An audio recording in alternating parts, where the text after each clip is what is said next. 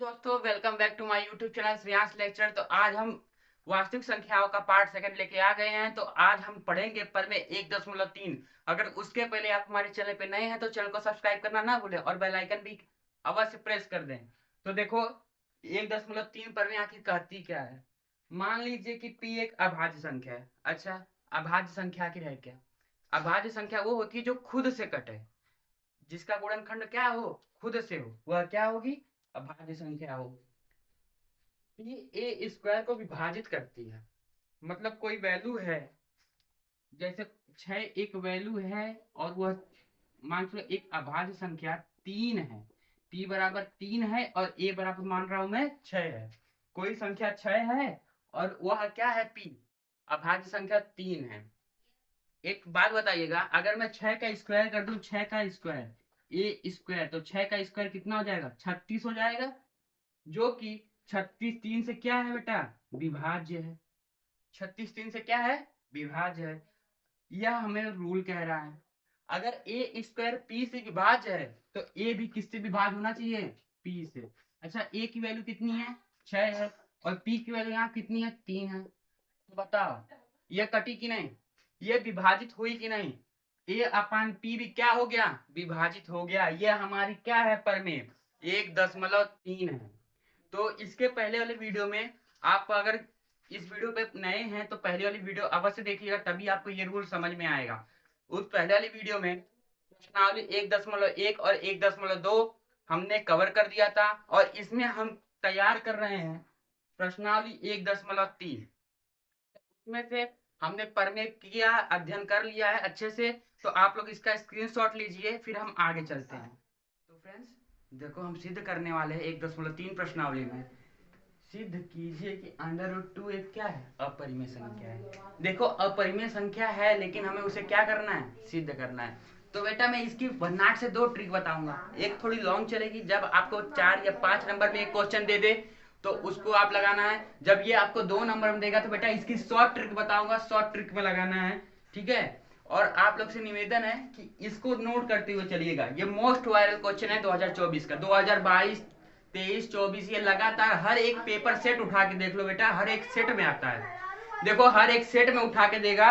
और पहली बात ये है कि ये जो हमारा मोस्ट वायरल क्वेश्चन है, इसको पहले मैं भन्नाट से एक लॉन्ग तरीके से करता हूँ, आप लॉन्ग तरीके से करना। पहली बात, अगर आपको 5 नंबर में देगा तो इसको आप लॉन्ग तरीके से करो, और जब आपको 2 या 3 नंबर में दे तो आप इसको शॉर्ट तरीके से करो। मैं दोनों तरीका लगा रहा हूँ। ठीक है? देखो, पहली बात हम देख रहे हैं कि हम पहले इसको सॉल्व करेंगे एक लॉन्ग लॉन्ग फॉर्मूले से। देखो, लॉन्ग फॉर्मूले से कैसे करेंगे। तो आपको ये पता होगा कि पहले हम इसको मानेंगे या क्या है। ये पहले हम इसको मानेंगे ये क्या है? एक अपरिमेय संख्या, सॉरी, ये एक परिमेय संख्या माना अंडर रूट 2 एक क्या है? परिमेय संख्या है। यह एक क्या है बेटा? परिमेय संख्या है। अच्छा, जब ये परिमेय संख्या है सर, तो फिर क्या करेंगे? आपका ये होगा ना, ये परिमेय संख्या है तो आखिर फिर हम करेंगे क्या? तो देखो, ये परिमेय संख्या है तो परिमेय संख्या को हम लिखते हैं p बटा q के रूप में। जहां p बटा q है बेटा, p बटा q, p और q सह अभाज्य संख्याएं हैं। सह क्या हैं? अभाज्य संख्याएं हैं। ये हमारा सह अभाज्य संख्याएं हैं। अच्छा, सह अभाज्य संख्याओं का मतलब क्या होता है? जैसे अब ध्यान से देखना, 6/3 ले रहा हूं। 3 नीचे भी है, 6 ऊपर है। तो बताओ, अगर मैं इसको 3 से काटना चाहूँ, 3 एक कम 3, 3 दो नहीं हम 6। ये देखो, एक ही वैल्यू से काटा, इसका मतलब यह सहभाज्य है। अगर मैं इसको काटता 2 तिहाई 6, 3 एक कम 3, ये ऐसे कटेगा? नहीं कटेगा ना। तो इसका मतलब ये होता है जो p बटा q के रूप में परिमेय संख्याएं होती हैं वह एक सह अभाज्य संख्याएं होती हैं। आया बात क्लियर? समझ में आया? फिर देखो, जब हम इसको लिखेंगे या p और q सहभाज्य, इसकी एक और कंडीशन होती है, q does not equal to 0। जहां पे जो बेटा q का वैल्यू है ना, q की वैल्यू 0 के इक्वल नहीं होनी चाहिए। ये हमारी क्या कहती है? परमेय कहती है। ठीक है बेटा? फिर ध्यान से सुनो कि जो हमारी q नॉट इक्वल टू 0 है, तो इसके उपलक्ष्य में हम लिखेंगे कि नहीं, under root 2 equal to p upon q। आया समझ में? ये p अपान q मैंने क्यों लिखा है? कि जो हमारा अंडर रूट 2 है ये क्यू के साथ सॉरी पी अपान क्यू के क्या है, बराबर है। ये आपको मानना है, ठीक है। फिर देखो क्यू का मल्टीप्लाई हम फिर से करेंगे तो हमें क्या मिलेगा, under root 2 into Q equal to P. ये हमें एक टर्म्स मिला, आया समझ में। ये हमें क्या मिला है बेटा, टर्म्स मिला है। फिर देखो हम इसकी दोनों पक्षों का वर्ग करेंगे। क्या करेंगे, दोनों पक्षों का वर्ग करेंगे। दोनों पक्षों का क्या करेंगे, वर्ग करने पर। अच्छा दोनों पक्षों का वर्ग करोगे तो फिर मिलेगा क्या, आखिर 2q square equal to P square. ये हो गया दोनों पक्षों का वर्ग करने पे। अब यहां से 2 आप नीचे कर दो, भाग में आ जाएगा ना, तिर्यक करने पे 2 स्क्वायर बराबर पी स्क्वायर अपान 2। अच्छा आप ध्यान से देखना, P2 को एक इसमें पॉइंट लिखने लायक है कि जो हमारी Q है ना, Q एक पूर्णांक है। Q एक क्या है, पूर्णांक है। उसके बाद चूंकि P भी क्या है, P भी एक पूर्णांक है। P भी एक क्या है, पूर्णांक है। अच्छा बेटा P भी एक पूर्णांक है, लेकिन हमें एक टर्म्स बताया गई है 0.3 की परमेय में कि हमारा 2 क्या होगा, चूंकि पी स्क्वायर 2 से क्या होगा, सॉरी पी स्क्वायर 2 से क्या होगा, विभाज्य होगा। यह क्या होगा, विभाजित होगा।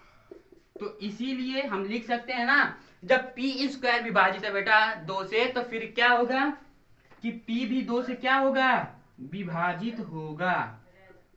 पी भी क्या होगा, विभाजित होगा। इतनी बात आई समझ में। पी भी क्या होने वाला है, विभाजित होने वाला है, ठीक है। इतनी बात आ गई। इसके आगे क्या है, अब देखो इतनी तो बात हो गई, तो हम क्या लिखेंगे ध्यान से देखना। पी स्क्वायर बराबर हम लेंगे ना, P square upon 2 equal to मान ले रहा हूं K1। क्या मान रहा हूं, K1। तो P बराबर P अपान 2 का मान क्या मान रहा हूं मैं, K1। सॉरी यहाँ पे जो है P अपान 2 का मान मैं क्या मान रहा हूं, K1। तो यहाँ से P की वैल्यू बेटा कितनी मिल रही है, 2K1, समीकरण नंबर 1। या क्या मिल रही है हमें, समीकरण नंबर 1। उसके बाद हम P की वैल्यू, P का मान किस में रखेंगे, Q square equal to P square upon 2 में रखेंगे, ठीक है।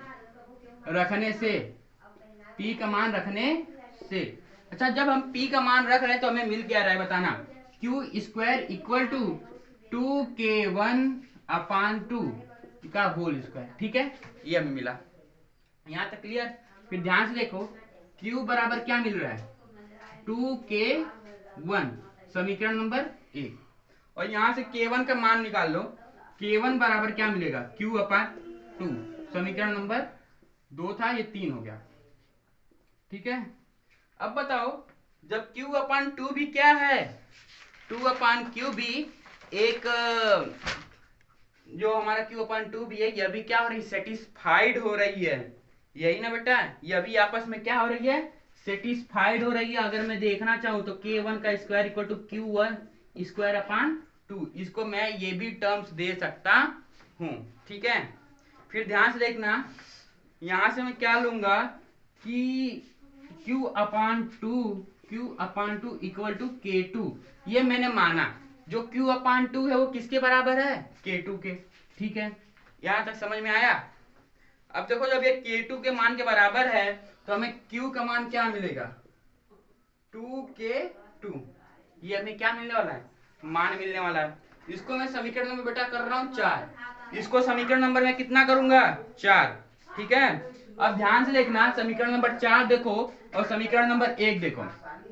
समीकरण 1 व 4 से, समीकरण 1 व 4 से, अच्छा 1 और 4 से क्या, जब आप जानते हो कि ये कॉमन फैक्टर है, देखना आपको क्या लिखना है कि पूर्व तथ्यानुसार, मैं लिख रहा हूं ध्यान से लिखना, पूर्व कथनानुसार,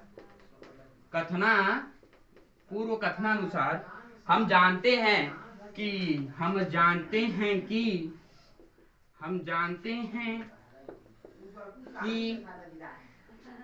जो हम क्या जानते हैं, P और Q क्या हैं, अब आज संख्याएं हैं, P और Q सहअभाज्य संख्याएं हैं। सहअभाज्य क्या हैं? संख्याएं हैं। अच्छा बेटा ये बताओ, ये जब अभाज्य संख्याएं हैं तो ये हमारी अभाज्य संख्याएं हैं, तो इसमें बताओ क्या हमें कॉमन फैक्टर मिल रहा है? दो इसमें क्या मिल रहा है? उभयनिष्ठ मिल रहा है। P और Q के गुणनखंड में, ध्यान से देखना क्या लिखने हुआ, P और Q के गुणनखंड में, P और Q के गुणनखंड में दो क्या है? दो उभयनिष्ठ है बेटा। क्या है? उभयनिष्ठ है। इसीलिए यह विरोधाभास है। इसीलिए यह क्या है? विरोधाभास है कि √2 एक क्या है? अपरिमेय संख्या है। अतः ध्यान से देखना, एक बार फिर से समझो। पहले हमने क्या किया है, यहाँ पे पी स्क्वायर की वैल्यू निकाली है, उसको हमने k1 मान लिया। p/2 बराबर k1 हो गया। यहाँ से हमने p की वैल्यू निकाली है 2k1। ठीक है, फिर p का मान हमने समीकरण नंबर जाने तो समीकरण इसमें रख लिया। तो यहाँ से हमें q का मान निकल गया। q का मान क्या निकला है? 2k2, ये हमें निकल गया।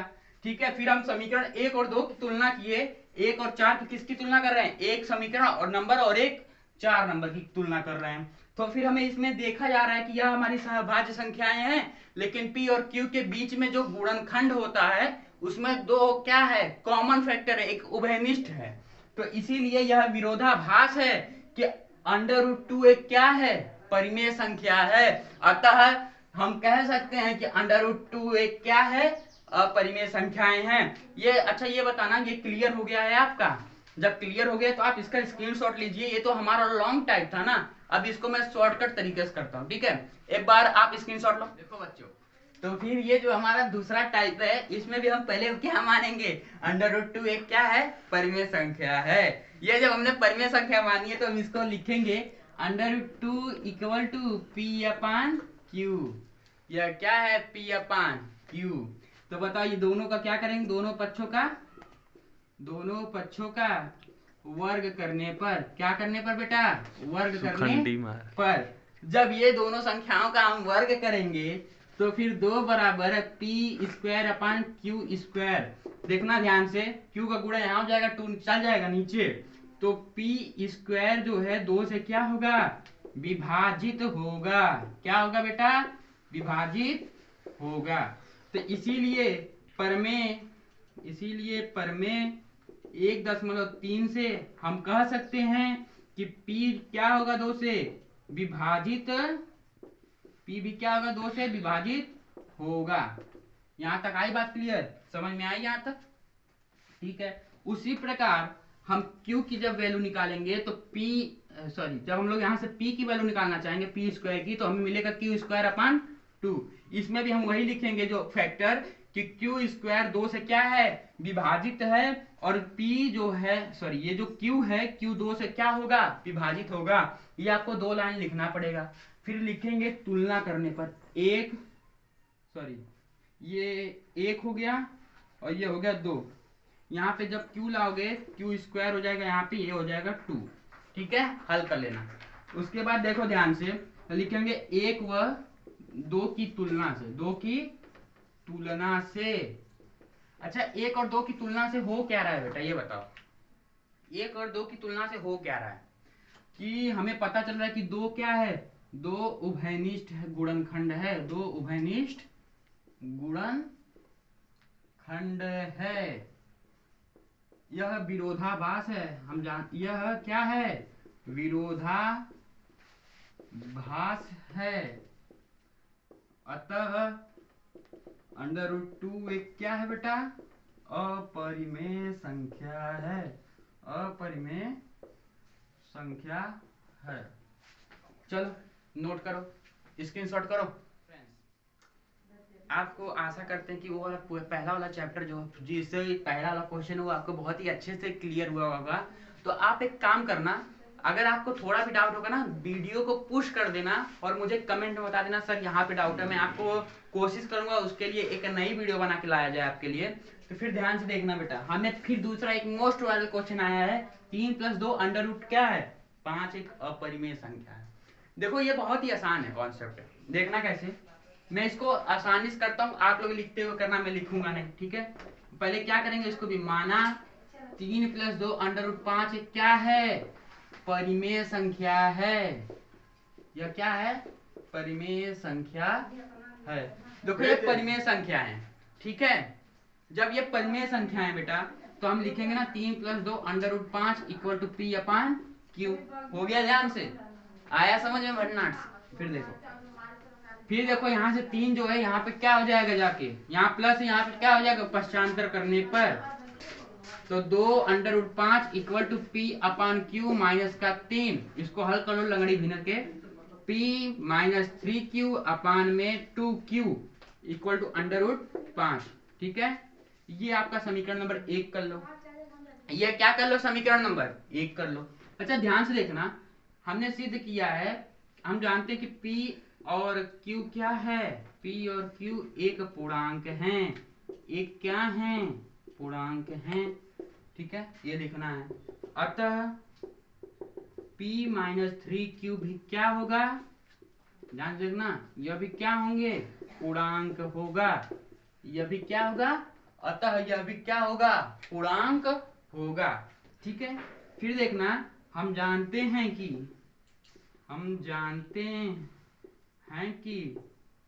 √5 क्या है, एक अपरिमेय संख्या है।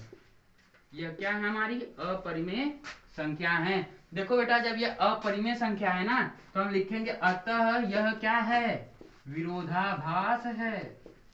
अतः यह विरोधाभास है कि 3 + 2 √5 एक परिमेय संख्या है, एक परिमेय संख्या है। फिर देखो, जब हमने बताया कि ये विरोधाभास है, जो 3 + 2 √5 एक क्या है, परिमेय संख्या है, अतः फिर ये क्या होगा, अतः 3 + 2 √5 एक अपरिमेय संख्या होगी। क्या होगी बेटा, अपरिमेय संख्या है। तो देखो बेटा, इस क्वेश्चन के साथ हमारा 1.3 खत्म हुआ। तो हम चलते हैं नए सिरे की और प्रश्नावली 1.4 की 1.4 को हम लोग सीखेंगे। तो आप लोग को बताना कि यहाँ तक समझ में आया कि नहीं, इसका स्क्रीनशॉट लीजिए। फिर हम चलते हैं आगे 1.4 की तरफ। देखो आगे वाली प्रश्नावली हमने क्या देखा है कि प्रश्नावली 1.3 हमने क्लियर कर दिया है। फिर हमें करना है 1.4 पढ़ना है। तो जब हम 1.4 हम पढ़ेंगे ना बेटा, तो उसमें सबसे पहले भी बात जाननी पड़ेगी, आएगा एक शांत दशमलव प्रसार, एक आएगा अशांत दशमलव प्रसार। तो शांत दशमलव प्रसार क्या होता है और अशांत दशमलव प्रसार क्या होता है, आइए हम इसके बारे में एक अध्ययन करते हैं, ठीक है। देखो, फिर परिमेय संख्याएं जो होती हैं, परिमेय संख्याएं का जो दशमलव प्रसार होता है वो 2 प्रकार से होता है। क्या होता है, एक होता है शांत दशमलव प्रसार, एक होता है अशांत आवर्ती दशमलव प्रसार। अच्छा ये बताओ बेटा, आवर्ती सर तो समझ में आ गया, शांत क्या है, अशांत क्या है। शांत का मतलब ये है जो रात में शेर सो जाता है, उसका वहां शांत हो जाता है, यही ना। जैसे तुम लोग सो जाओ, तुम्हारे घर पे क्या हो जाएगी, शांति। उसी प्रकार यह भी क्या हो जाता है, शांत। ये शांत दशमलव प्रसार हो गया। फिर एक आता है अशांत, जैसे तुम इस समय हुड़दंग मचाए होगे घर पे, उसी को कहते हैं अशांति फैलाना, ठीक है। अशांति का मतलब ये हो गया। अच्छा, आवर्ती मतलब क्या होता है, वही चीज जो तुम बार बार करते हो। जैसे तुम बोर्ड पेपर में 66.6666% लाए हो, ये तुम्हारी आवर्ती हो गई है। इसमें एक ही वर्ड देखो, 6666 76.6666, बताओ ये एक ही वर्ड क्या हो रहा है, मिल रहा है। मतलब एक ही संख्या का बार बार क्या हो रही है, आवर्ती हो रही है। तो इसे हम क्या कह देंगे, आवर्ती दशमलव प्रसार, ठीक है बेटा। फिर ध्यान से देखो, अच्छा आवर्ती समझ में आ गया, लेकिन एक हम पढ़े सर अनावर्ती क्या होती है। अनावर्ती का मतलब ये होता है जिसका रिपीट बार बार ना हो। जैसे आप पढ़ोगे √2 का जो होता है बेटा, मान होता है 1.411, वो ऐसे कटता नहीं, वो एक अशांत होता है। अशांत का मतलब ये है कि वो अनावर्ती है, आया समझ में। जिस तरह वहां पे कोई संख्या आ गई 5 6 7 8 9 0 1 2, मतलब ये जो संख्या है ना, वो अंट संट आएगी, मतलब कुछ भी वो संख्याएं जो है आपस में रिपीट होती रहेंगी। ये तो हो गया अनावर्ती। सर बहुत हो गई बातें, थोड़ा समझा दो, ठीक है। देखो Q = 2 n 5, इंटू 5m। देखो शांत दशमलव प्रसार में जब q होता है, जो हमारा q डिनोमिनेटर पे p अपान q होता है ना, q का जब गुणनखंड हम करेंगे, जब इसका कोफैक्टर करेंगे, तो अगर उसमें 2 की पावर m और 5 की पावर n इस प्रकार का रूप होगा, तब वहां क्या होगा, शांत दशमलव प्रसार होगा। तो वही फैक्टर इस पे लागू होता है जब p अपान q में 2 की पावर m और 5 की पावर n का कोई संग्रह नहीं होगा, तो उसे क्या कहेंगे, अशांत आवृत्ति दशमलव प्रसार कहेंगे। तो मैं आपके सामने एग्जांपल लेना चाहता हूं। जैसे अब आप 5 को 10 से भाग करो तो कितना आएगा, 0.5 आएगा। आसान है, ठीक है। फिर ध्यान से अगर मैं यही बात कहूँ, 7 को थोड़ा 49 से भाग करो, कितना आ रहा है, 7 आ रहा है। अगर मैं कोई एक ऐसी संख्या ले लूँ, मैं एक ऐसी संख्या लूँ जैसे 363 ले दे रहा हूँ और 5 से भाग करने दे रहा हूँ, बोलो बेटा इसको काटो, कटेगी? हाँ सर, तो कट जाएगी, ये भी तो शांत ही होगा। इसका मतलब ये भी क्या होगा, एक शांत होने वाला है। आई बात समझ में? यह एक शांत दशमलव प्रसार है। तो हम मूव कर रहे हैं 1.4 के कुछ प्रश्नों के ऊपर, जो मेन है परीक्षा दृष्टि से, उसको हम क्या कर रहे हैं, यहाँ पे रिवीजन कर रहे हैं। आप इसका स्क्रीनशॉट लीजिए।